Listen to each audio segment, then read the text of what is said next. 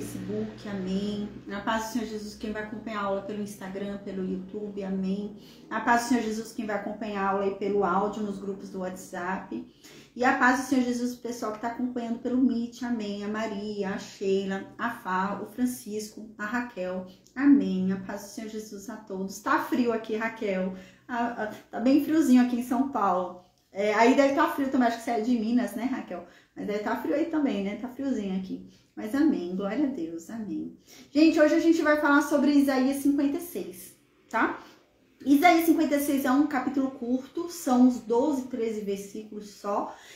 Mas é um capítulo, eu nem quis emendar, porque é um capítulo que vai levar um tempinho pra gente falar aqui, porque vai falar sobre o sábado, né? Eu já tinha dado uma aula explicando sobre o sábado, né? O sábado na aliança da lei e o sábado na aliança da graça. Só que a gente vai falar um pouquinho mais sobre isso agora, tá? Então a gente vai reforçar um pouquinho aí e compreender como que era o sábado na aliança da lei e como que é o sábado na aliança da graça, que é a aliança que a gente vive hoje, tá bom?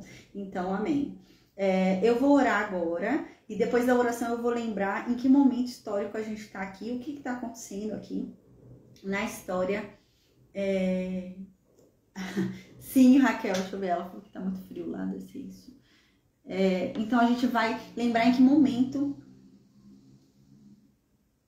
Ah, sim, verdade, Raquel. Então a gente vai lembrar em que momento da história que a gente tá aqui, tá bom? Então, amém. Eu vou orar agora e a gente já começa aí a falar sobre o capítulo 56, tá bom, gente? Amém. Deus, obrigada, Pai. Perdoa os meus pecados e me usa, Pai. Amém.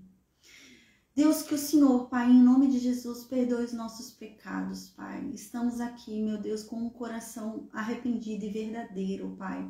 E nós clamamos a Ti, nós imploramos pelo Seu perdão, Pai, porque a Tua palavra diz, Pai, que só somos perdoados diante de Ti se perdoamos aquele que nos ofendeu também, Senhor. Então, neste momento, nós declaramos, Pai, que nós liberamos perdão a todo aquele que um dia nos ofendeu, todo aquele que um dia nos machucou, Deus. Nós liberamos o nosso perdão, Pai, nós perdoamos, Senhor, amém. Para que então assim o Senhor também nos perdoe, meu Deus, pelas nossas graves ofensas contra Ti, Senhor, amém. E se há alguém aqui, meu Deus, com dificuldade em perdoar, ajuda essa pessoa, Senhor. Que o Teu Santo Espírito, meu Deus, venha sobre essa pessoa e a ensine, meu Deus, ensine sobre Ti, sobre os Seus atributos, sobre o Teu caráter, a ensine sobre o Teu perdão, amém. Amém, Senhor. Meu Deus, a Tua palavra diz que o Senhor é um Deus que perdoa a iniquidade, a transgressão e o pecado. Nós reconhecemos a nossa condição de miserabilidade, porque o Senhor Jesus um dia disse que o pensar já é pecado, Senhor, que o sentir já é pecado, que o desejar já é pecado.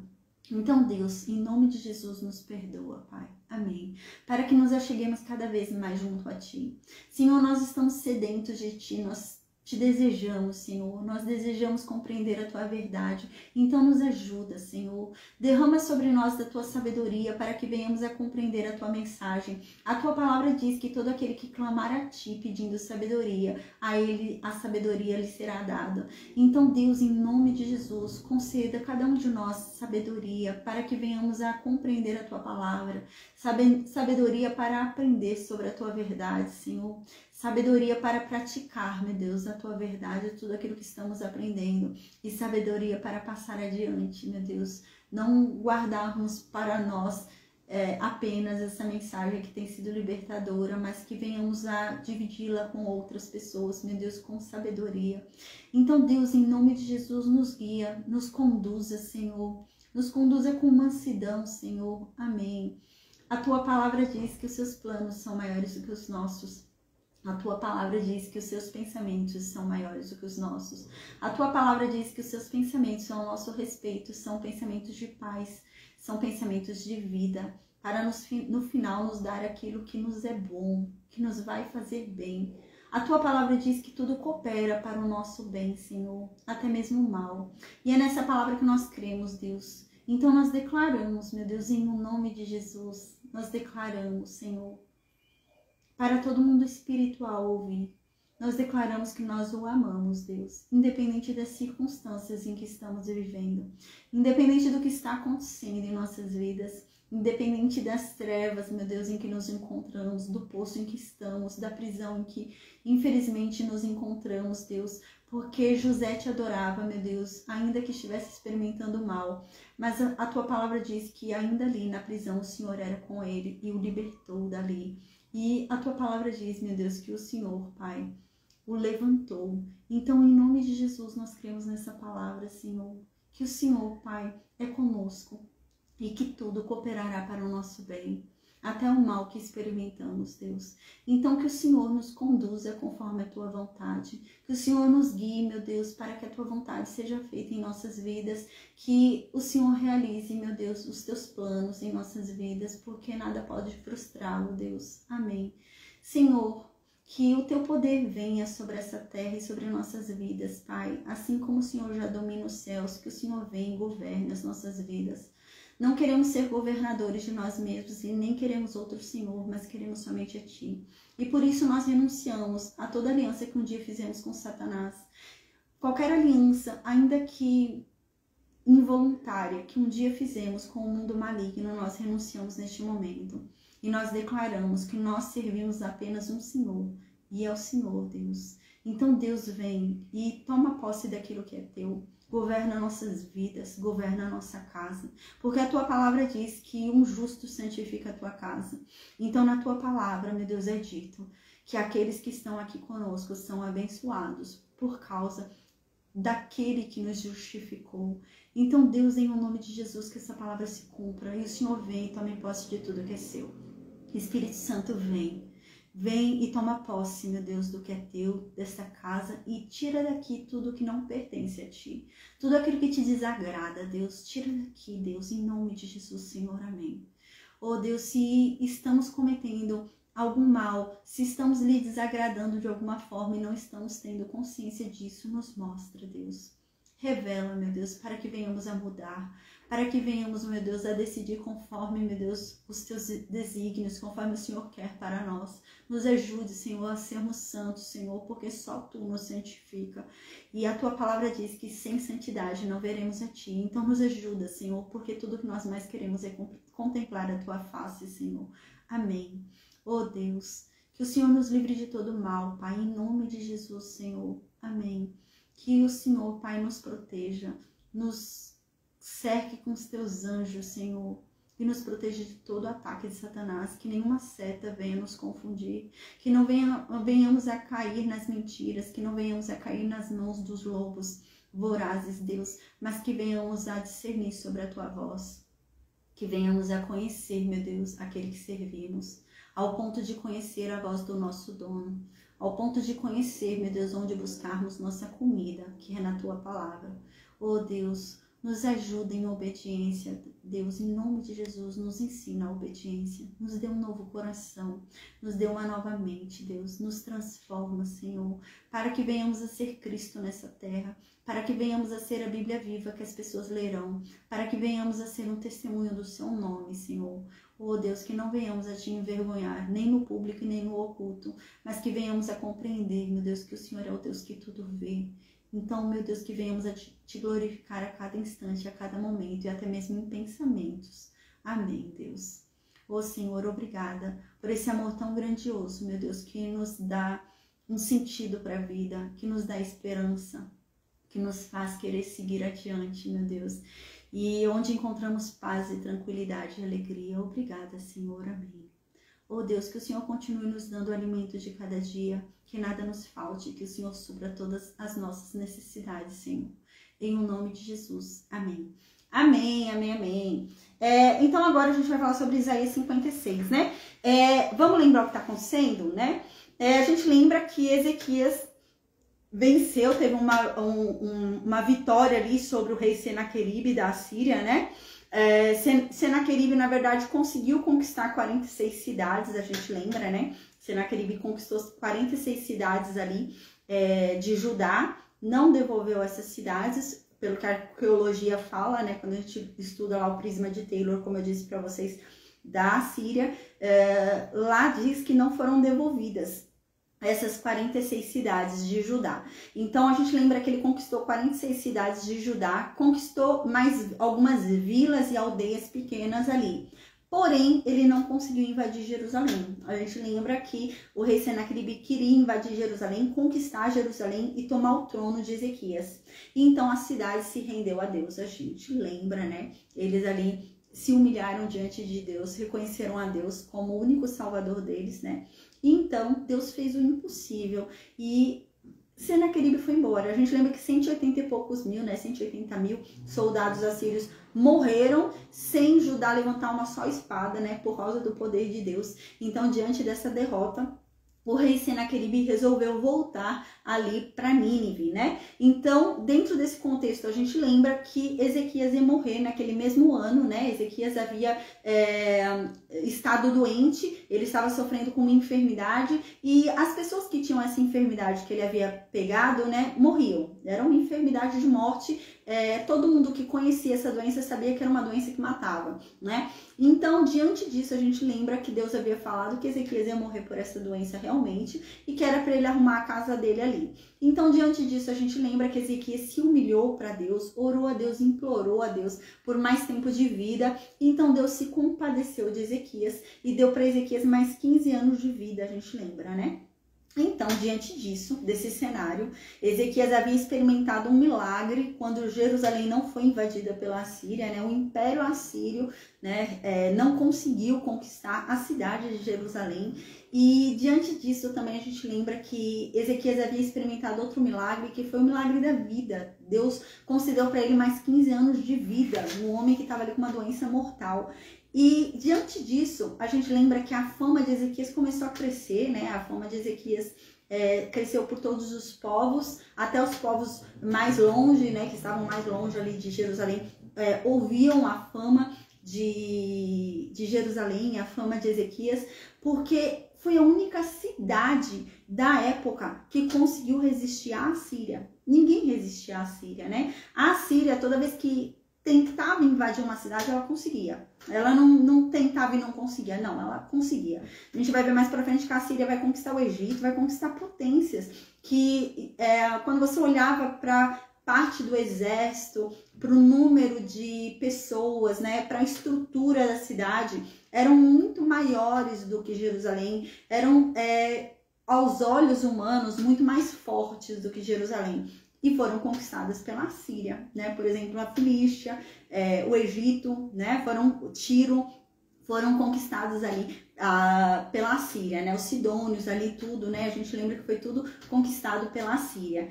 Mas Jerusalém não, por causa de Deus, né? E diante disso, a fama de Jerusalém, a fama de Ezequias começou a crescer. Os povos ao redor queriam saber, caramba, que cidade é essa? Tão pequenininha, que venceu a Assíria. Que rei é esse que fez com que Senaqueribe corresse? Que Senaqueribe fosse embora e nunca mais voltasse?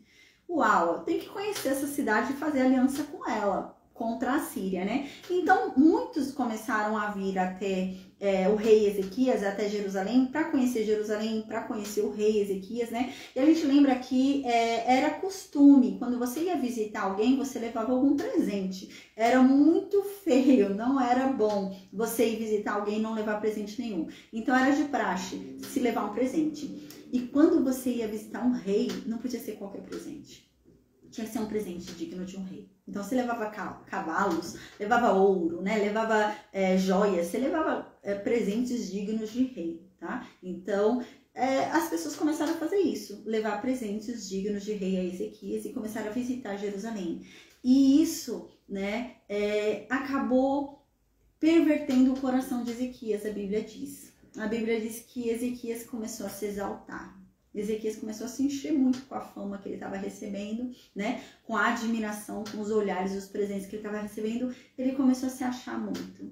Então a Bíblia diz, a gente lembra que Deus decidiu experimentar o coração dele. Então Deus falou o seguinte, eu vou fazer um teste com Ezequias. Eu vou me afastar um pouco de Ezequias para não lançar nenhuma informação, né? Para deixar que o coração dele decida o que ele quer. A paz do Senhor Jesus, Luciene, amém, né? Então a gente lembra que quando Deus fala que vai se afastar de Ezequias, né, não é que Deus abandonou Ezequias, mas é no sentido de Deus não vir soprar no ouvido de Ezequias, né? Quando alguém vinha perguntar para Ezequias, nossa, o que aconteceu, né? Deus podia soprar no ouvido de Ezequias, fala de mim, né? Então, não era o coração dele, mas sim aquele sopro, né? A presença de Deus por perto que acabava fazendo com que Ezequias cumprisse o que Deus queria. E Deus, sabendo disso, Deus se afastou para ouvir o que havia realmente no coração de Ezequias. E então, Ezequias não passou no teste de Deus. E a gente lembra que Ezequias foi e mostrou sua soberba, né? Então, quando os mensageiros da Babilônia, a gente lembra, né? Eu expliquei sobre isso. Na verdade, eles não estavam na Babilônia. Eles eram revoltosos que queriam conquistar a Babilônia, né? A gente lembra que eram caldeus, né? Havia o rei ali, um caldeu, Merodach Baladan, se eu não me engano o nome dele. Ele foi rei um tempo lá, mas ele foi deposto pela Síria, né? E ele queria armar um motim ali, armar uma briga ali para ele voltar para a Babilônia, para ele reconquistar a Babilônia, né? E dentro desse contexto, a gente lembra que dentro desse contexto, a paz e Holanda, dentro desse contexto, a gente lembra, né? Que ele mandou mensageiros a fim de criar uma parceria com Jerusalém contra a Síria. Então, o intuito ali desse antigo rei da Babilônia e desses soldados antigos da Babilônia eram formar uma aliança com Ezequias para que juntos eles lutassem contra a Síria e então ele reconquistasse a Babilônia. Tá? E Ezequias agiu com maldade neste momento e ele começou, né, a dar toda a glória, porque esses mensageiros foram lá perguntar para Ezequias, a gente lembra? O que aconteceu? Como foi que Jerusalém se salvou de Senaqueribe? Como foi que você se salvou dessa doença mortal? O que aconteceu? E Ezequias, em vez de falar de Deus, Ezequias começou a mostrar todo o tesouro que havia em Jerusalém, toda a riqueza que havia em Jerusalém.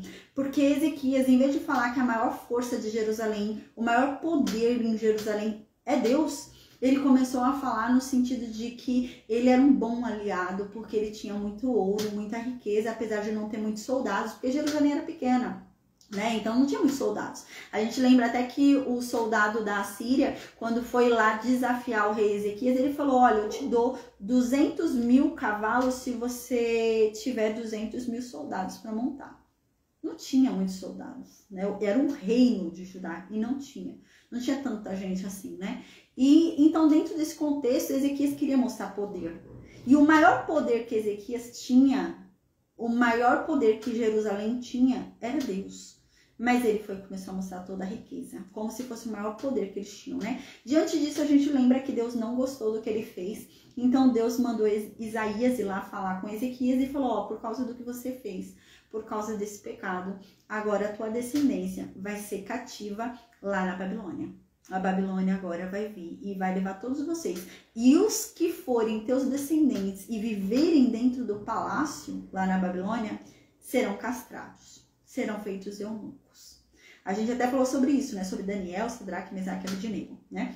Então, dentro desse contexto, a gente lembra que a partir do capítulo 40, Isaías começa a pregar sobre esse tempo na Babilônia. Então, do capítulo 40 até o capítulo 66, Isaías já não fala mais com o povo da época dele. Isaías fala com o povo da época de Daniel, né? Então, dentro desse contexto, a gente lembra que Deus vem falando com o povo da época de Daniel, que estão vivendo ali num lugar que tinha tantos deuses ou até mais do que no Egito. Então, era um lugar que era muito fácil se corromper. Era muito fácil. Todo lugar que você olhava tinha os deuses. Aí eles faziam questão.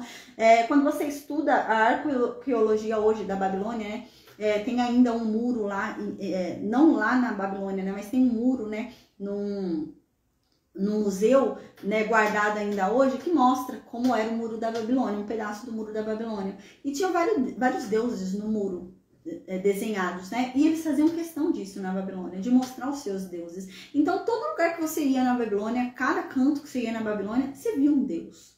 Você conhecia algum deus, você via algum ritual religioso, você via alguma adoração, né? Em tudo, eles faziam questão de adorar aos deuses dele. Na comida, em tudo, né? Então, era muito difícil você se separar daquela adoração toda que eles faziam, né? Você tinha que ver, você não tinha como não ver aquilo tudo, né? Então era muito difícil você se manter com o seu Deus. A gente vai ver mais pra frente essa dificuldade quando a gente for estudar ali Daniel, né? Então era dentro desse contexto que eles estavam. Então dentro desse contexto, Isaías começa a pregar para esse povo que estava vivendo isso. Então Isaías, a partir do capítulo 40, Isaías começa a falar com este povo para que este povo não esqueça o Deus deles. Dentro desse monte de deuses que eles estão vendo na Babilônia, né? Dentro de uma situação que é complicada, porque a gente lembra que no Egito aconteceu isso, né? E se acontecia muito isso com relação ao Deus de Israel, acontecia muito isso. O povo começava a questionar, mas que Deus é esse, né? Que permite que seu povo seja feito tantas vezes escravo, tantas vezes seja submetido, que tenha poucas vezes recebido glória. Que Deus é esse, né?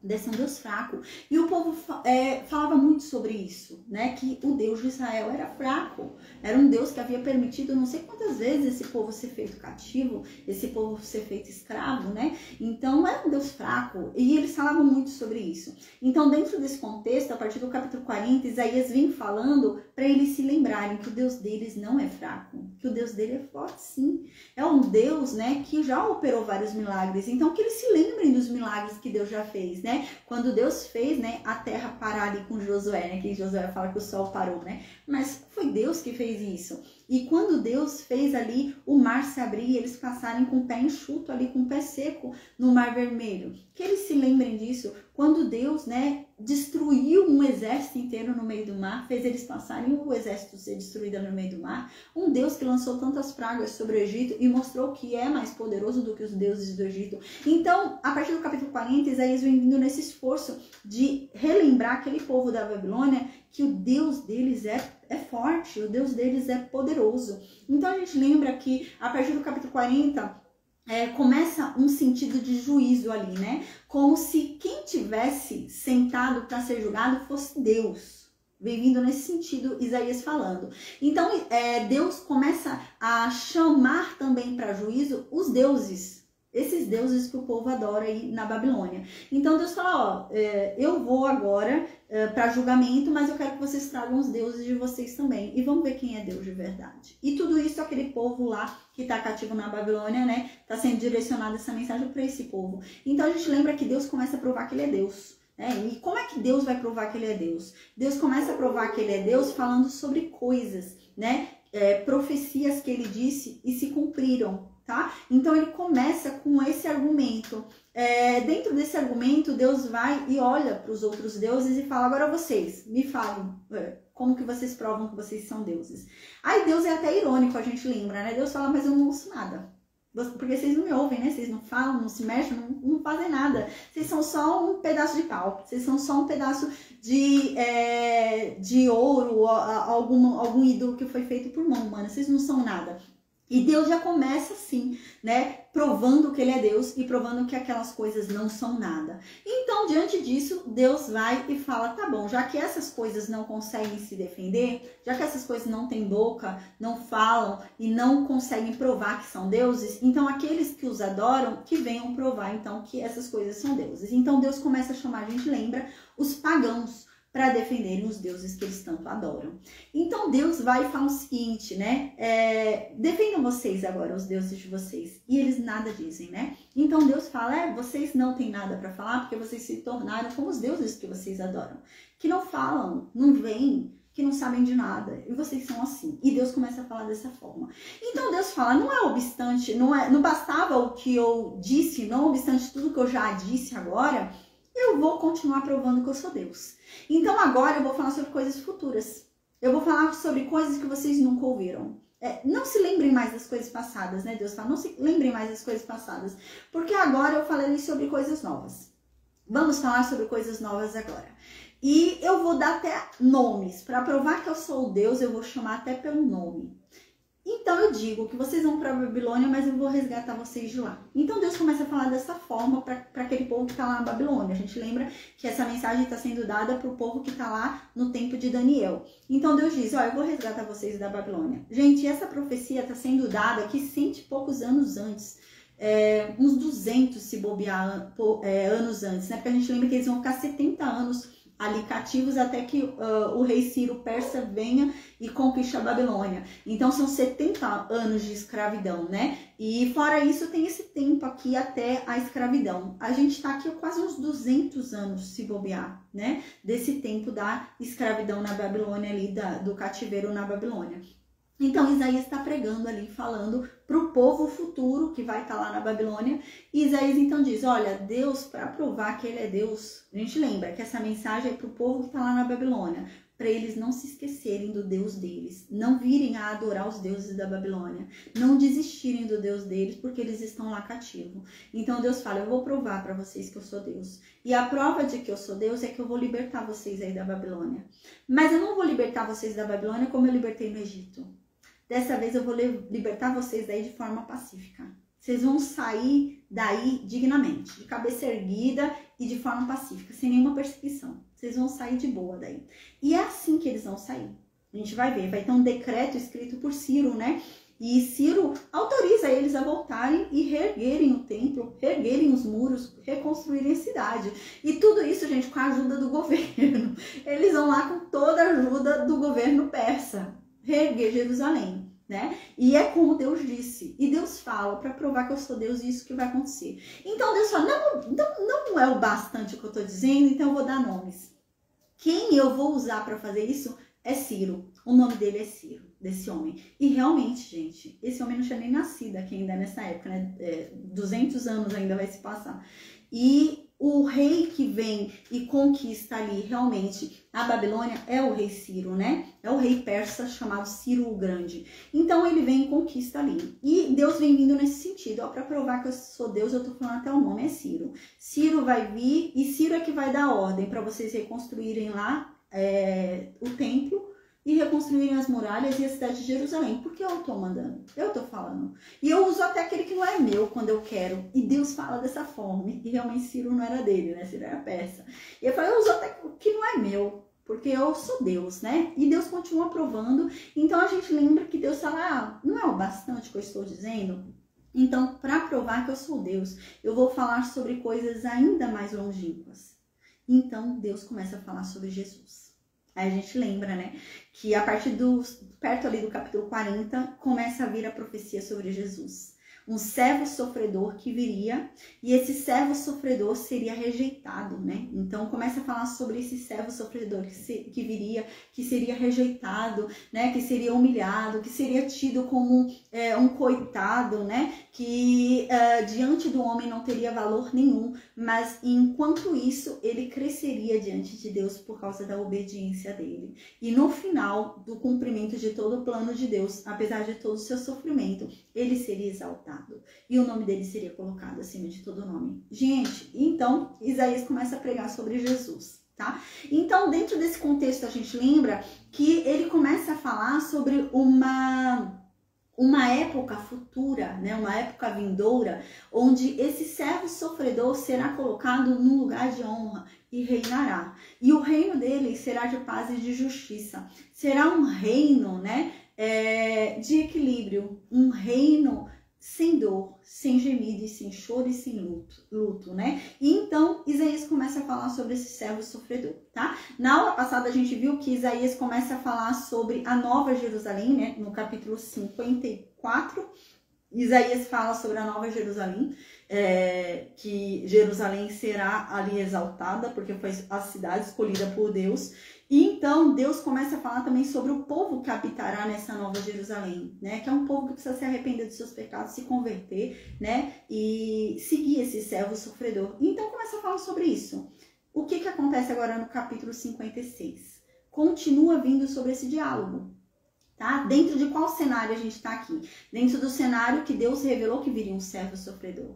E que esse servo sofredor pagaria pelo pecado do povo. E que esse servo sofredor é que seria a redenção desse povo. Então, ligaria esse povo novamente a Deus e faria com que esse povo recebesse uma recompensa que eles não mereciam e que eles vivessem uma paz que eles não mereciam, uma justiça que eles não mereciam e que eles vivessem um estado totalmente diferente do que atualmente eles vivem e que eles fossem recompensados por suas dores, né? Então, dentro desse contexto, Deus falou muito sobre o povo judeu. Deus tem falado sobre o povo dele. Deus tem falado sobre o povo que ele escolheu. Só que agora no capítulo 56, Deus fala, não, nesse lugar, nessa Nova Jerusalém, não estará só o povo hebreu. Estará também um povo gentil. Então, no capítulo 56, Deus começa a falar sobre a redenção para os gentios. E Deus começa até a falar sobre a redenção para os eunucos. A gente lembra que na aliança da lei, quando a gente estudou a aliança da lei ali, né, com a aliança mosaica, a gente lembra que Deus havia falado, nunca um eunuco, desde que o adorem verdadeiramente. Então, dentro desse aspecto, Isaías já vinha pregando sobre um servo sofredor que viria, né, que seria a redenção, né, para todo o povo, não só o povo de Israel, mas todo o povo do mundo. E agora é nesse contexto que a gente vai começar, tá? Então, Isaías 56, no versículo 1, diz assim: assim diz Deus, observai o direito e praticai a justiça, porque a minha salvação está prestes a chegar e a minha justiça a manifestar-se. A gente lembra que no capítulo 55, o que foi falado no capítulo 55? Sobre o que é necessário para você viver nessa nova Jerusalém que Deus falou. Essa nova Jerusalém onde só haverá paz, só haverá tranquilidade, nenhum problema ocorrerá, né? Então, no capítulo 55, Deus havia falado o que é necessário, né? Se arrepender dos seus pecados, andar direitamente, e agora ele continua falando sobre isso, tá? Porque no capítulo anterior ele estava falando sobre isso, então ele vem agora seguindo o mesmo raciocínio. Então, no versículo 1, Deus continua esse diálogo sobre o que é necessário para você ser salvo. Então, ele diz, observem o que é direito, façam o que é certo e pratiquem a justiça, façam o que é justo, porque a minha salvação, ela está muito perto. E a minha justiça vai se manifestar logo logo. Então façam o que é certo, o que é direito, para que vocês sejam salvos. Para que vocês vivam essa nova Jerusalém que eu falei no capítulo 54. Esse Deus está dizendo aqui. Aí no versículo 2, 3 em diante, Deus vai começar a falar sobre a fórmula. O que é necessário, né?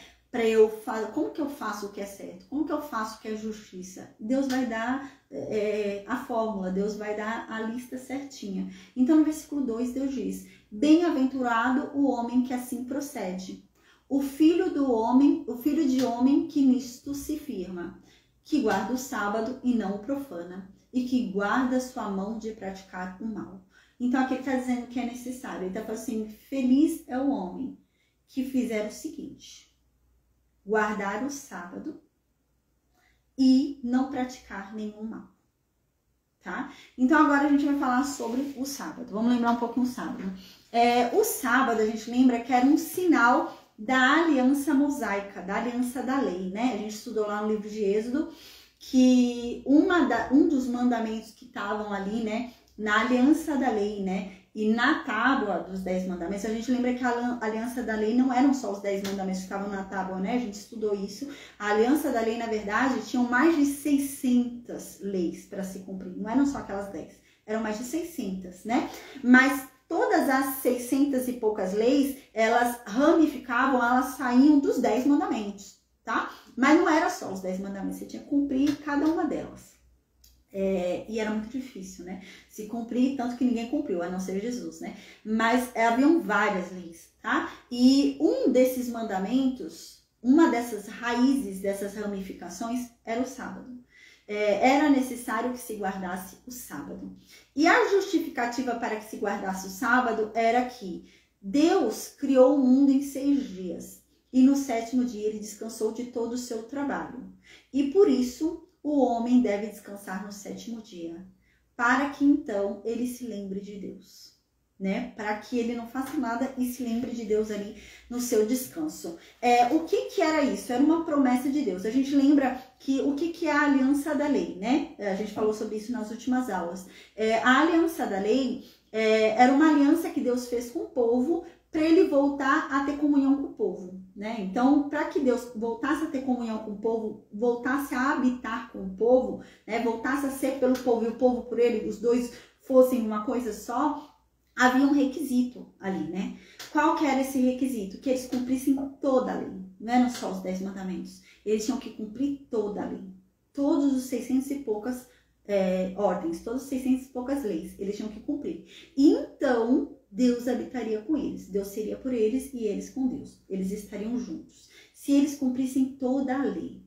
Então, havia uma aliança de Deus com o povo e essa aliança era feita através da lei. Então, se eles não cumpriram a lei, a aliança acabou. Cumpriu a lei, a aliança voltou. Não cumpriu a lei, a aliança acabou. Né? Então, isso era a aliança da lei. E um dos pontos da aliança da lei era que era necessário eles no sábado descansarem. Então, eles tinham que descansar no sábado e no sábado apenas lembrar de Deus, apenas glorificar a Deus, né? Tudo isso aponta claramente para uma promessa de Deus, né? A gente lembra. Porque assim, Deus, ele trabalhou 6 dias criando o mundo. E no 7º dia, Deus descansou de todo o seu trabalho. Tá? Então, no 7º dia, diz que Deus ficou tão feliz de todo o seu trabalho que ele apenas descansou. Ele está muito feliz e foi um tempo de paz, um dia de descanso, um dia de tranquilidade para ele. E isso refletia uma promessa da aliança da lei. E qual era essa promessa da aliança da lei? A gente lembra que o povo, no 7º dia, ele descansaria de todo o seu trabalho. De qual trabalho? Dos 6 dias. A gente lembra que o povo podia trabalhar 6 dias, podia fazer um monte de coisa nos 6 dias. No 7º dia, eles não podiam fazer nada. A gente vai ver aqui. Eu vou até ler aqui um pouquinho do Talmud, que está dizendo aqui que eles não podiam acender fogo, não podiam apagar fogo, tá? Não podiam colher, não podiam plantar, não podiam regar, não podiam fazer nada, gente. Por isso que vai dar aquele problema lá no Novo Testamento, quando Jesus vier com os apóstolos e eles pegarem trigo, né? Eles pegarem uns trigo assim no meio do caminho para comer. Não podia, tá? Pelo princípio do sábado ali, não podia fazer nem isso, nem pegar ali e comer, não podia colher, não podia plantar, não podia regar, não podia podar, não podia fazer nada, tá? Então, o que eles tinham que fazer? Só descansar. Eles tinham que só descansar e adorar a Deus, glorificar a Deus e descansar, ter paz, tranquilidade, tá? Então, dentro desse contexto, isso era uma lei. Eles tinham que fazer isso. Se eles não cumprissem isso, eles estavam quebrando a aliança que eles fizeram com Deus. E então, Deus já não estaria mais protegendo eles, porque eles quebraram a aliança. Tanto que esse é um dos princípios que eles quebraram quando eles vão para a Babilônia, né? Quando a gente lê ali os profetas daquela época que esse povo está na Babilônia, o próprio profeta diz, vocês estão aí porque um dos motivos de vocês estarem aí é porque vocês não cumpriram os Shabats. Deus falou que era para vocês deixarem a terra descansar, não só o descanso deles, mas era para vocês deixarem a terra descansar também. De 7 anos não era para vocês plantarem nada na terra, era para deixar a terra descansar, vocês não deixaram. Assim como vocês deveriam descansar em 7 dias, a terra também deveria descansar, e vocês não deixaram. E é por isso que vocês quebraram a aliança, então agora vocês estão fora dela, porque ela vai descansar agora o tempo que vocês vão ficar fora dela, tá? Então é nesse sentido, eles quebraram a aliança, não cumpriram o ponto da aliança, quebraram a aliança, tá? Então você vê que não eram só os 10 mandamentos, né? A aliança era muito extensa, mais de 600 leis ali. Mas a Bíblia diz, quando você chega ali no Novo Testamento, a Bíblia diz, né, a gente já estudou um tempo atrás, que não houve ninguém que conseguisse cumprir a lei. Não houve ninguém que conseguisse se achegar a Deus cumprindo a lei, a não ser Jesus. E então, com o cumprimento da lei através de Jesus, Deus criou uma nova aliança, porque ninguém conseguia se chegar a Deus através da aliança da lei. Ninguém conseguia cumprir aquelas mais de 600 leis. Não eram só os 10 mandamentos, eram mais de 600 leis. Ninguém conseguia cumprir. Então, ninguém conseguia se chegar a Deus. Então, Deus agora, por meio daquele que conseguiu cumprir, que é Jesus, porque Jesus conseguiu cumprir a aliança inteira da lei. E então, ele cumpriu, se achegou a Deus. Né? Então, a gente lembra que ele foi o único que cumpriu. Então, assim, né, foi criada uma nova aliança. E toda aliança é feita com sangue. A primeira aliança foi feita com sangue. A gente lembra, na época de Moisés lá, né? Que ele jogou sangue no povo e tal, foi feita com sangue. E a segunda também foi feita com sangue. Só que a segunda aliança é maior do que a primeira. Porque a segunda aliança foi feita com sangue do cordeiro. santo do próprio Deus, né? Então a gente lembra que a segunda aliança é maior do que a primeira. Então a primeira aliança já foi cumprida através de Cristo e nós ficamos numa aliança diferente. A primeira aliança era necessário que se cumprisse algumas coisas para você conseguir ter acesso a Deus. Quais coisas? A lei inteira. Então eu precisava cumprir as 600 leis para ter acesso a Deus. Na segunda aliança, não há nada que eu faça que eu vá me chegar a Deus. Ele já fez. A segunda aliança é pela graça. A gente lembra que há uma diferença entre graça e misericórdia, né? Misericórdia é aquilo que eu mereço receber, mas Deus não me dá. Mas eu merecia ser castigada, merecia ser punida, mas Deus não me dá. Isso é misericórdia. Graça é algo que eu não mereço receber. Eu não sou digna de receber aquilo, mas Deus me deu. Então, em Jesus, a gente alcança a graça. Então, a salvação é pela graça, eu não mereço. Então, não há o que eu faça que me torne merecedora. Então, não adianta eu cumprir a lei inteira, eu não vou me tornar merecedora. Porque a salvação já não é mais, nunca foi, na verdade a lei nunca salvou, né? A lei só fazia com que houvesse uma comunhão ali com Deus, né? Mas a salvação só vem dele. A salvação só vem de Jesus, né? Então, a segunda aliança, então, fez o que a primeira não conseguia. Por isso que a segunda aliança é maior do que a primeira. Então, a segunda aliança é aquela que nos leva à salvação através de Cristo. E é pela graça, não é por merecimento. Não há nada que eu faça que me torne merecedora, porque Ele já fez, né? É pela fé. É pela fé e fé em obras, né? A gente vai ver mais pra frente com o Tiago. Não basta eu ter fé, porque até os demônios creem. Satanás também crê. O que me torna diferente deles é a obediência e a concretização da minha fé em atitudes, né? Então, é nesse sentido. A Bíblia diz, no Novo Testamento, e o próprio Senhor Jesus diz isso também, que a Bíblia inteira fala dele, né? Tem um momento ali na história que o Senhor Jesus fala isso. E aí o Senhor Jesus fala, caramba, vocês não sabem que eu sou, sendo que as escrituras que vocês ouvem, as escrituras que vocês estudam falam sobre mim, testificam a meu respeito. E quando Jesus fala isso, não existia o Novo Testamento, só existia o Antigo Testamento, né? O Novo Testamento foi escrito depois que Jesus, né, subiu aos céus, não foi antes. Então, não havia Novo Testamento, só havia Antigo Testamento. Então, Jesus está falando que o Antigo Testamento inteiro fala dele. Então, a gente lembra no Novo Testamento que Paulo diz que o Antigo Testamento era sombra, não mostrava a verdade direta, mas nos apontava para uma verdade que seria revelada. E a Bíblia diz que em Jesus essa revelação é feita. Em Jesus nós vemos claramente. Antigamente nós não víamos, mas em Jesus se mostra claramente pra gente. Eu até sempre dou o exemplo do ventilador, né? Quando eu olho para uma sombra de ventilador, eu posso até ver alguns tracinhos de como que é ali. Eu posso até falar, é redondo, eu tô vendo que é algo redondo. Mas eu não tô vendo claramente. Quando eu chego perto do ventilador, eu falo, a cor dele é preta. Eu não vi a cor na sombra. Eu já observo que sai vento dele. Pela sombra eu não sei se sai vento. Mas olhando pra ele agora, ele tá vindo aqui na minha direção, tô vendo ele rodar e vi vento. Ele sai vento dele.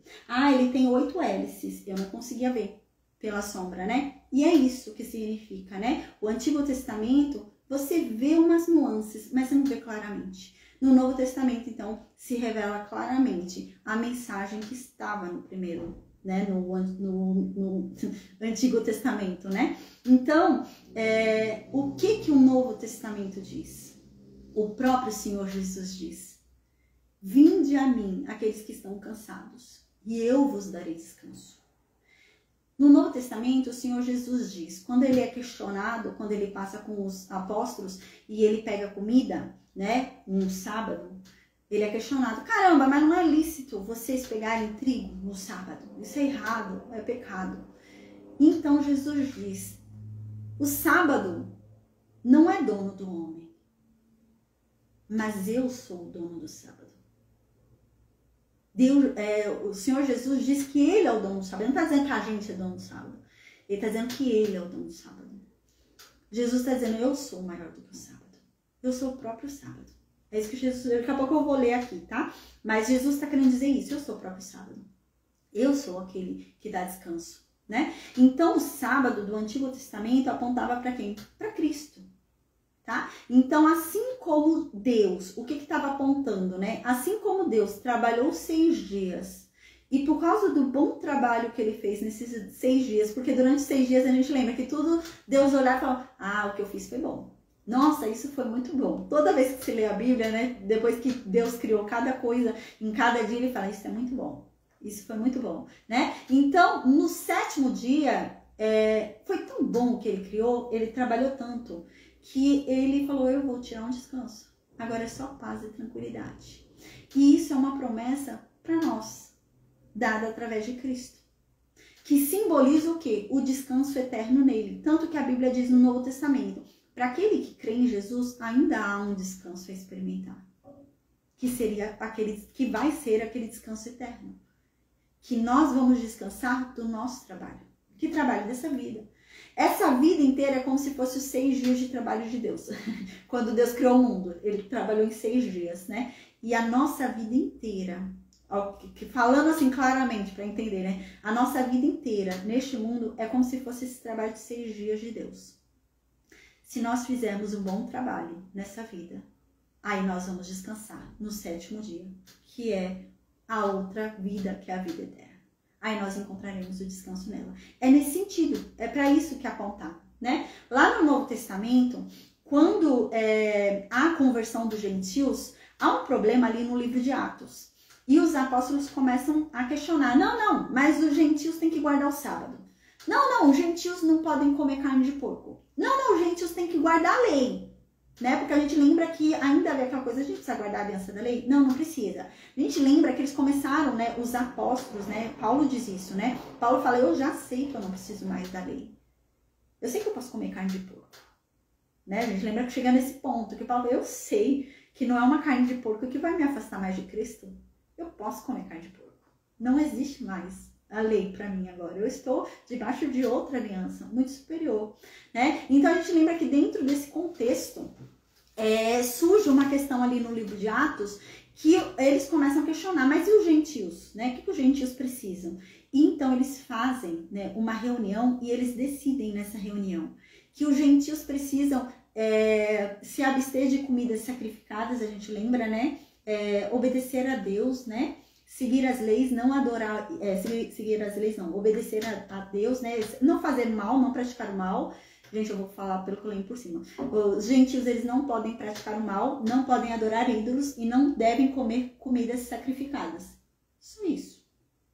E crer em Jesus, é claro. Só isso. Não praticar o mal, não adorar ídolos e não comer comida sacrificada àqueles deuses pagãos. Eles não falam de sábado. Eles não falam nada de guardar sábado. Os gentios não precisam guardar sábado, né? Há um momento também na Bíblia que é perguntado a Jesus, né? Mas quais são os mandamentos? Jesus fala, a lei inteira se resume a 2 mandamentos. Tudo se resume a 2 mandamentos. Amar a Deus sobre todas as coisas e amar ao próximo como a si mesmo, né? E fora isso, a gente lembra também, né?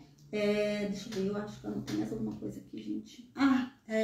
No livro de, se eu não me engano, no livro de Colossenses, tem um livro em que Paulo fala, né, uma carta dele de Paulo, que Paulo diz, não vamos julgar ninguém.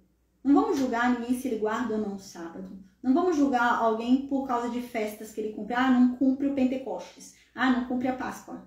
Porque, gente, Jesus é muito maior do que tudo isso. O próprio Paulo diz isso, tá? Então, dentro desse contexto agora que eu falei bastante para vocês, eu vou ler um pouquinho aqui da Bíblia, tá? Em Atos 15 fala sobre essa reunião que eu falei aqui para vocês, tá? Que eles decidem que os gentios não precisam cumprir o sábado. É importante para a gente compreender o sábado, né? No Talmud, o que é Talmud, né?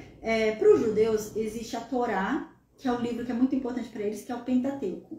E existe um outro livro chamado Talmud, né? Que é um livro que tem várias tradições ali que eles seguem, tá? E nesse livro existem algumas tradições, algumas categorias de proibições do sábado. Então você não pode fazer essas coisas no sábado. E tá dentro desse Talmud, tá? Eu anotei algumas aqui, não são as 39, mas eu anotei algumas aqui pra gente ter ideia, né, do que era o sábado para eles, tá? Então quando Jesus vem e Jesus começa a curar, Jesus então vem trazendo uma nova realidade para o sábado. A verdade é que quando Jesus estava ali agindo, o sábado já era um fardo para eles. Por causa do tanto de coisa que a gente vai ver aqui. O sábado para eles já era um fardo, não era um descanso. Porque a verdade é que o sábado era para ser descanso para eles. Mas na época de Jesus não era mais um descanso, era um fardo para eles o sábado. Por isso que Jesus fala o que fala sobre o sábado. Vamos ler algumas coisinhas aqui que eu anotei sobre o Talmud. Por exemplo, no sábado, não podia se fazer atividades agrícolas, tá? E nem de preparo de alimentos. Então, você não podia plantar nada, você não podia colher nada, você não podia regar nada, você não podia sequer juntar alimento. Não podia. Outra coisa que não podia, tá? Entre outras coisas. Outra coisa que não podia. Fazer produção de tecidos. Você não podia costurar uma roupa, não podia no sábado. Você não podia separar fios, não podia. Não podia tingir roupa, não podia tecer, não podia amarrar, não podia desamarrar, não podia tosquear, não podia lavar, gente. O que mais? E tinha mais coisas, tá? Isso daqui são só algumas coisinhas que eu pus aqui pra gente ter uma ideia. Preparação de cor escrita. Você não podia escrever nada no sábado. E você não podia apagar nada do que você escreveu no sábado. Então, eu não posso escrever, mas também não posso apagar o que eu escrevi ontem. Não pode. No sábado não podia, tá?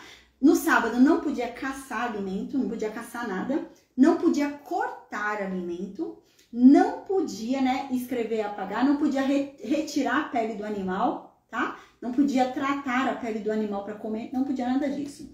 Construção, você não podia construir nada, não podia demolir nada, não podia apagar fogo, fogo aceso você não podia apagar no sábado, tá? Você não podia acender fogo no sábado e você não podia mover objetos no sábado. E eu pus mais um aqui pra gente ter uma ideia, a gente não podia fazer negócios. Então não podia ter julgamentos no sábado, não podia se comprar no sábado, não podia se vender no sábado e etc, tá? Se fosse para hoje, eu ainda anotei aqui alguns exemplozinhos.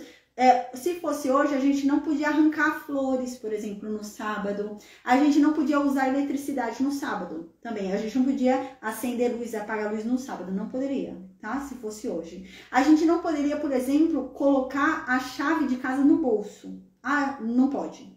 Porque não pode carregar objetos, tá? Se fosse hoje, seria nesse sentido, tá?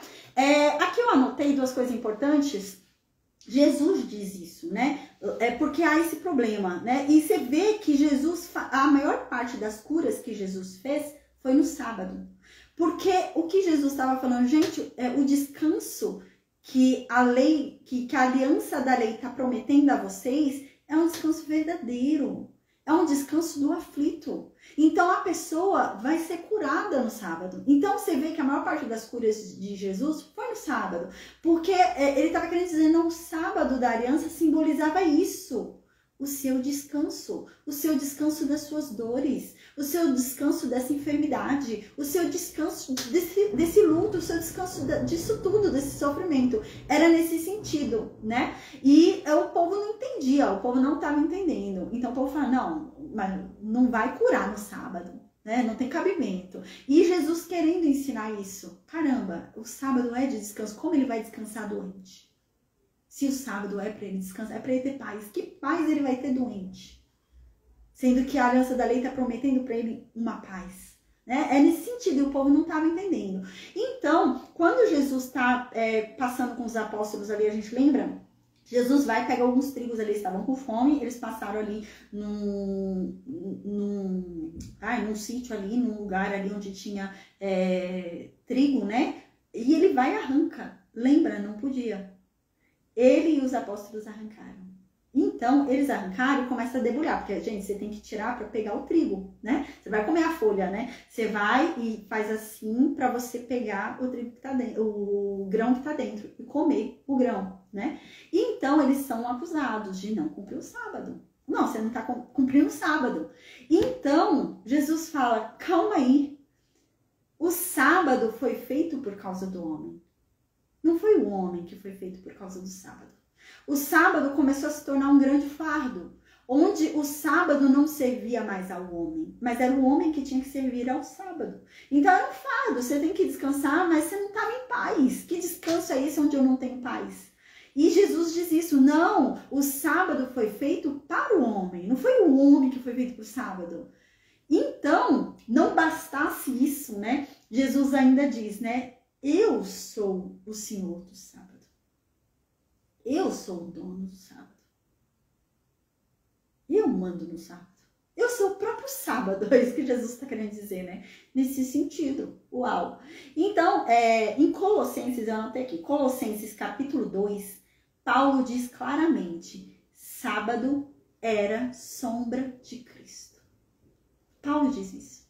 O sábado não era a verdade revelada. Não era o fim que Deus queria, você guardar o sábado. Mas ele era a sombra que projetava a Cristo, onde você encontra o verdadeiro descanso. Então, né, explicado tudo isso, amém, glória a Deus, eu vou ler de novo aqui o versículo 2 para a gente falar um pouquinho. No versículo 2, então, diz assim, bem-aventurado o homem que assim procede, o filho do homem que nisto se firma, que guarda o sábado e não o profana, e que guarda sua mão de praticar o mal. Vamos lembrar, aqui, o que vigorava? A aliança da lei. Não existia a aliança da graça. A aliança da graça só começou a vigorar depois, né, do sangue de Cristo. Não havia aliança ainda, né? Então, aqui não havia aliança da graça. Então, qual é a aliança que prevalecia aqui para que você tivesse comunhão com Deus? A aliança mosaica. Os 10 mandamentos da tábua e toda a lei entregue a Moisés ali as mais de 600 leis.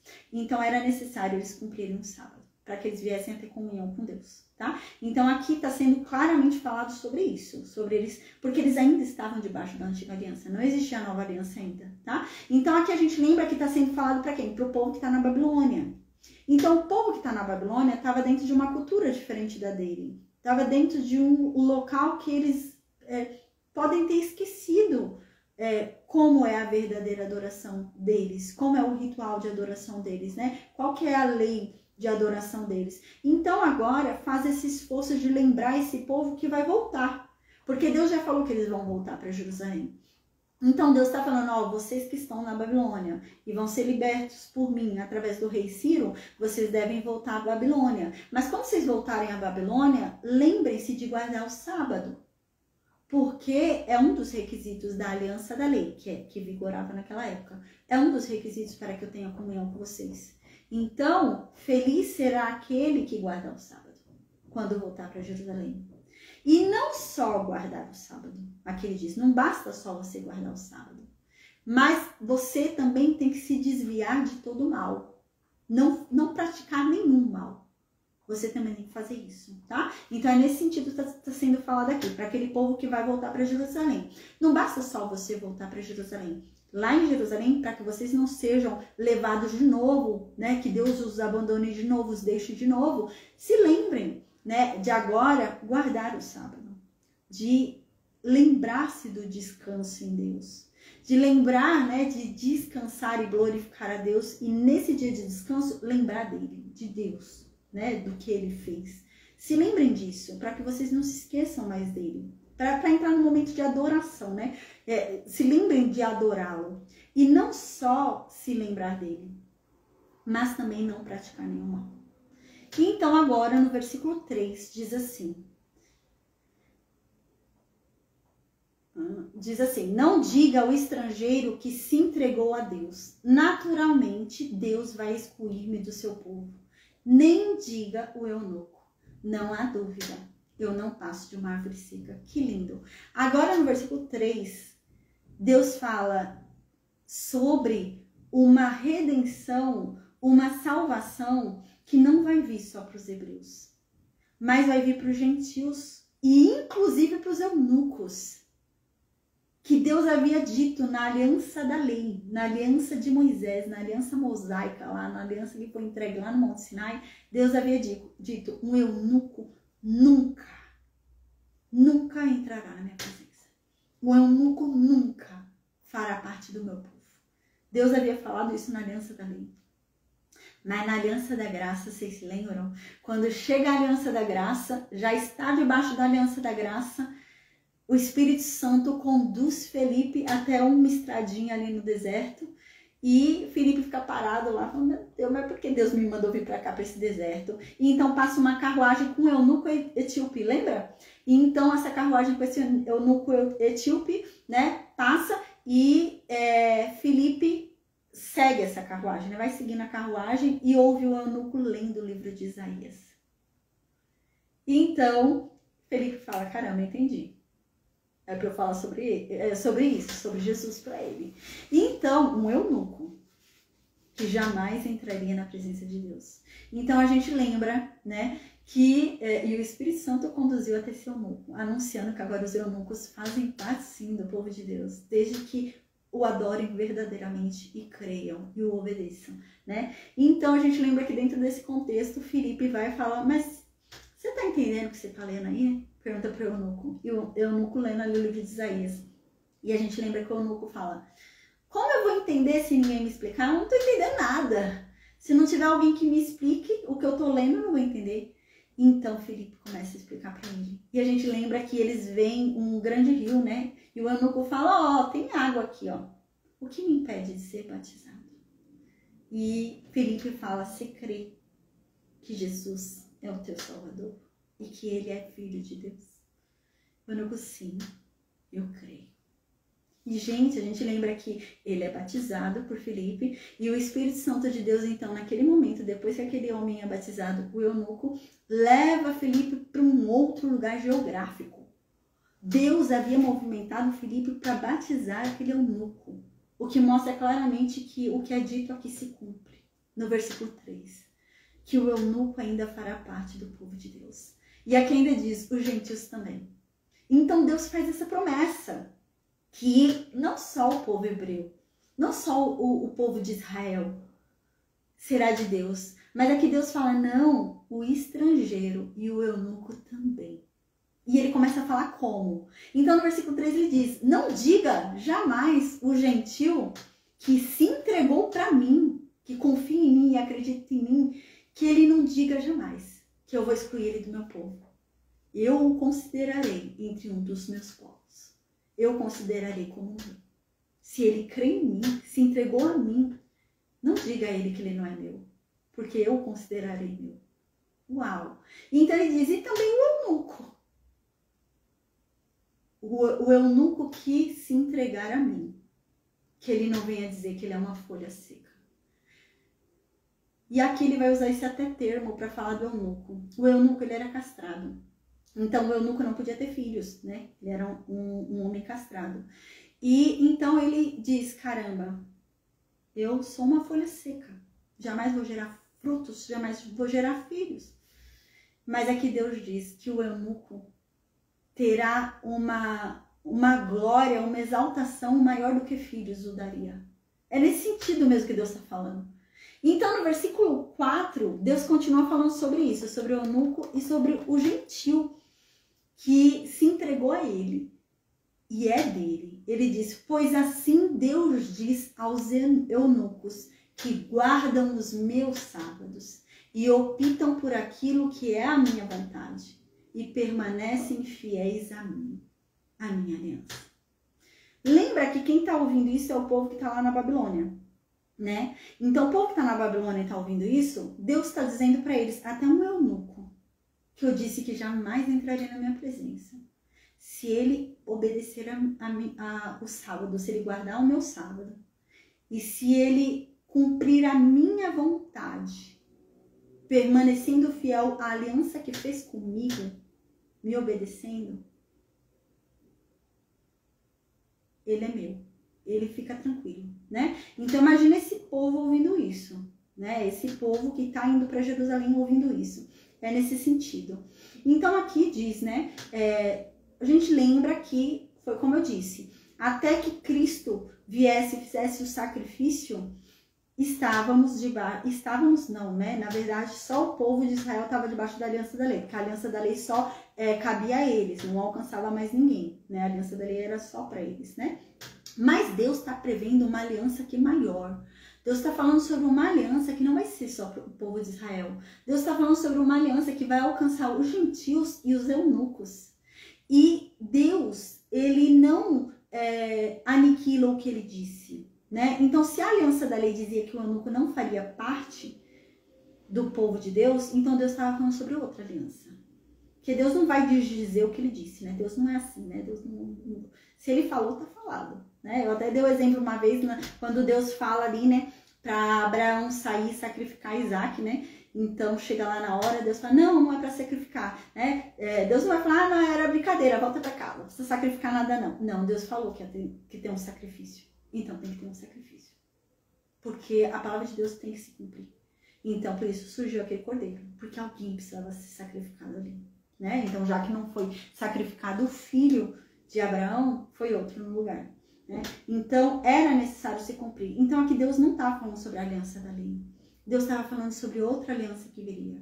Uma aliança que viria e faria com que esse povo que realmente, né, guardasse, né, o sábado no sentido de descansar em Jesus e optasse em cumprir a vontade de Deus e permanecesse fiel à aliança que ele se comprometeu, ele fizesse a parte dele na aliança que ele se comprometeu, Deus seria com ele. Então Deus está falando sobre uma aliança nova, sobre algo novo que viria. E ninguém nunca imaginaria, né, que o eunuco e o gentil faria parte. Então no versículo 5 diz, hei de dar-lhes na minha casa e dentro dos meus muros um monumento e um nome mais precioso do que teriam com filhos e filhas. Hei de dar-lhes um nome eterno, que não será jamais extirpado, né? Os eunucos, eles não podiam chegar perto do templo de Deus. Daqui a pouco eu vou falar sobre a estrutura do templo de Deus na época de Herodes, pra gente entender como que é que eles ficavam. Gente, eles ficavam muito longe. Eles não podiam chegar perto do templo de Deus, né? Então, o templo ali de Deus simbolizava o quão mais próximo você está de Deus. E era claro para você que não era judeu a distância que você estava de Deus quando você ia ali para o templo. Porque havia um lugar certo para os gentios ficarem. E os eunucos eram piores ainda. Era um eunuco, né? Então, é isso que está dizendo aqui. Agora, você que é um eunuco, né? E me obedece e se entregou a mim e é fiel à aliança que fez comigo, eu prometo que eu vou dar a você na minha casa e dentro dos meus muros. Você vai poder entrar dentro dos meus muros e na minha casa. E eu vou dar lá dentro um monumento e um nome mais precioso do que você teria através dos seus filhos. Eu vou dar para você um nome eterno, que jamais vai ser destruído, jamais vai ser esquecido. Uau, a promessa que está dando para um eunuco. Gente, um eunuco, como que era um eunuco nessa época? Como que você prolongava o seu nome? Através da sua descendência. Um eunuco não tinha descendência. Então, um eunuco, ele era fadado a ter o seu nome esquecido. Porque ele não podia ter filhos. Ele foi castrado. Mas olha o que Deus está prometendo aqui para um eunuco. Deus está falando, um eunuco que se entregar a mim jamais terá seu nome esquecido. Porque eu vou gravar o nome dele. Não vai ser em qualquer lugar. Vai ser dentro dos meus muros e na minha casa. E eu vou erguer um monumento para ele, que será mais precioso do que se ele tivesse tido filhos. O nome dele será mais glorioso do que se ele tivesse tido uma prolongação do nome dele através da descendência. Que lindo, é nesse sentido que Deus está falando. Aí no versículo 6, agora Deus começa a falar sobre os gentios. E eu vou explicar daqui a pouquinho como que era a distribuição dentro do templo, para a gente entender o quão distante os gentios estavam. E a gente vai entender um pouquinho por que Jesus ficou tão irado quando estava tendo aquele comércio ali no pátio dos gentios, né? Já vou explicar como que era a estrutura. Diz assim no versículo 6. E quanto aos gentios, né? E quanto aos estrangeiros que se entregarem a Deus para servi-lo, sim. Os gentios que se entregarem para amar o nome de Deus e se tornarem os seus servos. A saber, se vocês querem saber do que eu estou falando, eu estou falando dos gentios que vão tomar o cuidado de jamais profanar o sábado. E eles vão fazer questão de manter a aliança que eles fizeram fiel. Vão cumprir a aliança que eles fizeram. Então aqui tá falando, a gente lembra o sábado apontando para Cristo. Porque lá no livro de Atos, quando os apóstolos se reúnem para falar o que é necessário que o gentil cumpra para que ele seja salvo, eles dizem: se guardar de não comer alimentos consagrados a deuses pagãos, não fazer nenhum mal, não praticar nenhum mal e não adorar ídolos. Se ele fizesse as 3 coisas, crer em Deus, ser obediente a Deus, né? Ele é salvo, né? Não fala sobre guardar o sábado.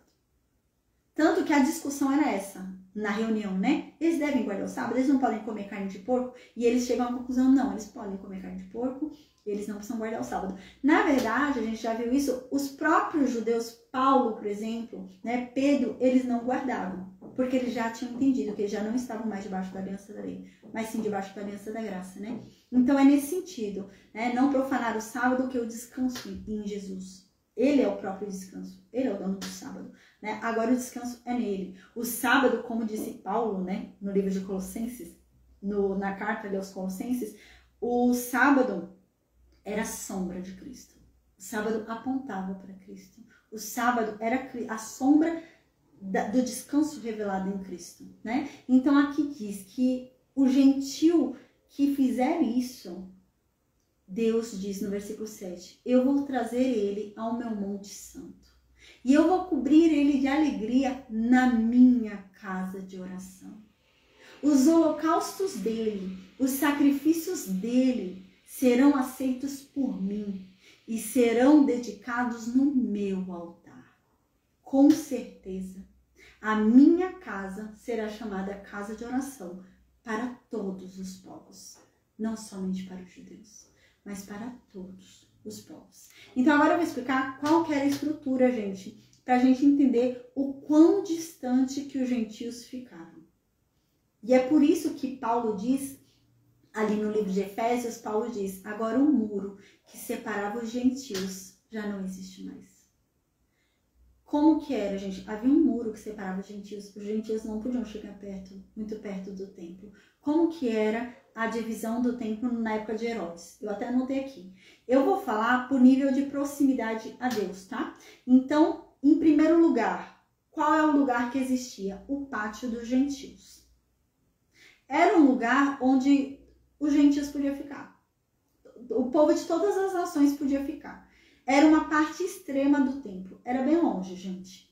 Nesse lugar aqui é onde eles estavam comercializando, tá? Então, era um lugar que eles iam, era um lugar que no tempo de Herodes foi feito, né? Para que os gentios orassem. Eles só podiam orar nesse lugar. E estava longe do templo. A gente vai ver o nível de distância que estava longe do templo. Estava longe, tá? Mas era um lugar fechado ali, um pátio, que eles tinham que ficar. E ali eles ficavam o quê? Para orar a Deus, tá? Então esse era o lugar que eles podiam ficar só. Tem achados até arqueológicos, né, que foi encontrado um pedaço da parede que dizia que se um gentil ultrapassasse ali e chegasse mais perto do templo, ele morreria. Ele não podia ultrapassar o muro. Ele não podia chegar mais perto. Ele só podia ficar ali. Mas sabe qual é o problema? Os judeus não ficavam ali.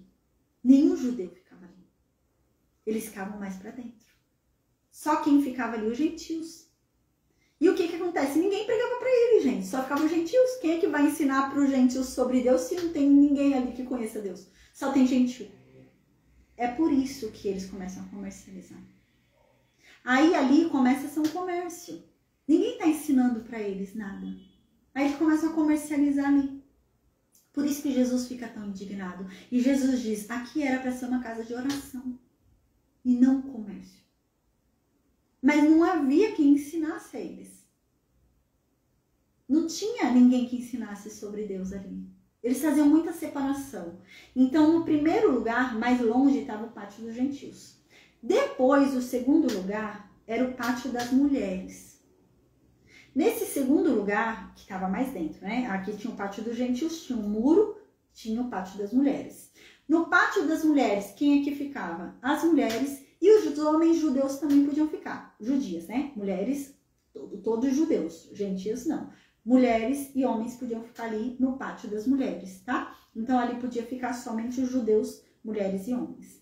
E então tinha o terceiro pátio. A gente está se aproximando do templo, tá? Cada vez que eu vou falando, está se aproximando do templo. Para quem estava ali, entendi o quê? Que quanto mais próximo você está do templo, mais próximo você está de Deus. Então, o gentil está muito longe, a gente vai ver. Então, tinha o pátio do gentil, depois vinha o muro aqui, o pátio das mulheres, que podia ficar homem e mulher aqui, judeu, só judeu. E então, vinha o pátio dos homens. Só homem podia ficar. As mulheres não podiam ficar no pátio dos homens. Você já vê que foram 3 aqui, né? Pátio dos gentios, pátio das mulheres, pátio dos homens. Só os homens ficavam no pátio dos homens, tá? E então tinha o quarto pátio, que era o pátio dos sacerdotes. Só os sacerdotes ficavam no pátio dos sacerdotes. Aí tinha um outro, que era o lugar santo, e mais um, que era o santo dos santos. Então, você vê que há uma distância com o mais próximo você está de Deus. É o pátio dos gentios, pátio das mulheres, pátio dos homens, pátio dos sacerdotes, lugar santo e santo dos santos. Então, isso mostrava o quão mais próximo você está de Deus. E era essa divisão que era feita, era essa separação que era feita. Por isso que lá no livro de Efésios, Paulo fala, não há mais um muro que separa os gentios. Que era esse muro que falava, se você ultrapassar esse muro, você morre. Lembra? Lá os gentios, eles não podiam ultrapassar. Para ouvir a pregação, para conhecer um pouco mais de Deus, não podiam. Se eles quisessem orar, era só naquele espaço que eles podiam orar. Orar a Deus. Só naquele lugar. Mas ninguém os ensinava nada, né? Então aqui, deixa eu ver o que mais eu anotei. Aqui. Aqui tem um trecho, né, que quando Jesus vê lá o comércio nesse pátio, era nesse pátio dos gentios que estava tendo comércio, quando Jesus vê, né? Então, Jesus vai, a gente lembra, ele quebra tudo e fala. Então, Jesus diz, a minha casa será chamada casa de oração para todos os povos.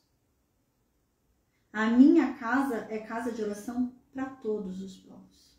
Não é comércio, né? Então, ele insiste, é casa de oração e para todos os povos, tá?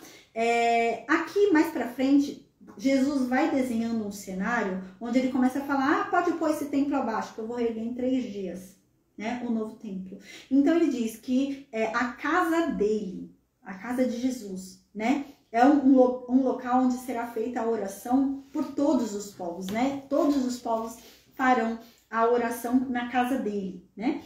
Então aqui começa a desenhar um cenário onde Jesus vai erguer uma nova casa e uma casa de oração. E essa casa que Jesus vai erguer vai ser uma casa de oração verdadeira, não vai ter comercialização, vai ser uma casa de oração diferente. E isso aponta para nós, né? Que realmente é uma casa de oração obrigatória, porque há o Espírito Santo dentro daquele que está em Cristo. Então não tem como você comercializar nada, enganar ninguém, porque o Espírito Santo está dentro de você, né? Então não haverá comercialização. Aí nesse sentido que Jesus estava falando. Então no versículo 8 diz assim, sentença do Senhor Deus, que reúne os dispersos de Israel, é o seguinte, eu vou reunir ainda outros, aqueles que já foram reunidos. Deus está dizendo, eu vou acrescentar mais gente. Não serão só, não é só o povo de Israel, vai ter mais gente. Eu vou acrescentar aqueles que eu já havia reunido. Deus está falando sobre os gentios e os eunucos. Então agora no versículo 9, Deus começa a dar uma paulada aqui sobre os lobos que existem dentro do rebanho. Então no versículo 9, Deus começa a falar, vós, todos os animais do campo, vinde, refestelar-vos, né? E todos vós, animais do bosque. Né? Refestelar-vos significa relaxar, né? Ficar tranquilo. Aqui Deus está falando, vem os seus animais de campo, venham e fiquem à vontade aqui. Venham e fiquem à vontade aqui, né? E vocês que são os animais selvagens, vem devorar o rebanho. Porque tá tudo aqui, tá tudo largado, né? Nesse sentido. Aí no versículo 10, Deus continua dizendo, né? A gente lembra que isso daqui está sendo falado para o povo que vai voltar para Jerusalém. Né, que está ali na Babilônia e vai voltar para Jerusalém. Quando eles forem voltar, a gente vai ver que vai ter um grande probleminha, né? Por isso que é escrito depois o livro de Crônicas, para relembrar esse povo. Porque esse povo esqueceu. Esse povo volta na bagunça de Babilônia, né? Quando eles voltam ali, eles voltam na pegada de Babilônia. Então, precisa relembrar esse povo. A gente lembra até que fica uma certa dificuldade. Um povo decide continuar lá, não quer voltar, né? Um povo ainda decide ficar lá com o Império Persa, não queria voltar, não. Então, mais pra frente é que acontece ali o livro de Esther, a perseguição. Então, depois da perseguição, eles voltam, né? Então, fica dentro dessa dificuldade aí, né? Então, esse povo é que vai ler esse livro aqui. Esse povo para esse povo, esse pedaço aqui, né? Então, começa a falar sobre um cuidado. Um cuidado daqueles que são autoridades e deveriam ensinar ao povo. Deveriam proteger o povo. Deveriam vigiar pelo povo. E não estão fazendo. Não estão cuidando do povo, não estão vigiando o povo, não estão ensinando o povo. Na verdade, eles estão destruindo o povo, né? Deixando o povo ali, né? À destruição. Então, aqui no versículo 10 diz: todas as sentinelas são cegas, nada percebem. Todas elas são uns cães mudos, incapazes de latir. Vivem a resfolegar deitados, gostam de dormir, né? Então, aqueles que deviam ser sentinelas, aqueles que deviam vigiar pelo povo, são cegos, não estão vigiando. Eles nada veem, não estão percebendo nada, não estão orientando ninguém. Na verdade, eles são cães mudos, eles são incapazes de latir. Eles vivem relaxados, deitados, só sabem dormir. Não estão vigiando o povo, não estão cuidando do povo. Aí no versículo 11 continua: os cães são vorazes, desconhecem a saciedade, são pastores incapazes de compreender. Todos seguem o seu próprio caminho, cada um deles, até o último, volta-se para o seu próprio interesse, dizendo assim. Então aqui está falando que chegou um momento onde todo mundo quer ser esperto. Então tá nesse nível. Todo mundo quer ser esperto e eles nunca se saciam. Ficou um bando de interesseiro, que cada um só quer saber do que é bom para si. Então cada um fica pensando o que é bom para si mesmo e não tá interessado em ajudar ninguém, não tá vigiando, não tá observando nada, só quer os seus próprios prazeres. Então eles ficam dizendo, no versículo 12 diz, eles ficam dizendo assim: venham, que eu vou lá buscar vinho pra gente se embriagar com bebida forte. E amanhã vai ser como hoje, vai ser um dia incomparável, vai ser um dia muito bom e a gente vai beber de novo. E ele tá dizendo: cuidado vocês, né? Vocês devem vigiar, né? Então a gente lembra que isso daqui já está apontando para o povo que vai voltar, para que eles voltem, mas eles vigiem, né? Eles voltem e as sentinelas, aqueles que deviam guardar o povo, orientar o povo, vigiar o povo, que façam isso, né? E não fiquem cuidando dos seus próprios prazeres e fazendo o que é bom somente para si, né? Então, amém, gente. A gente acaba aqui a aula hoje, amém? E amanhã a gente vai falar sobre Isaías 57, tá bom? Amém. Deus abençoe. Maria, Francisco, vocês têm alguma dúvida? Eu vou desconectar o Facebook e o Instagram, tá bom? Deus abençoe. Amém. Francisco, você tem alguma dúvida?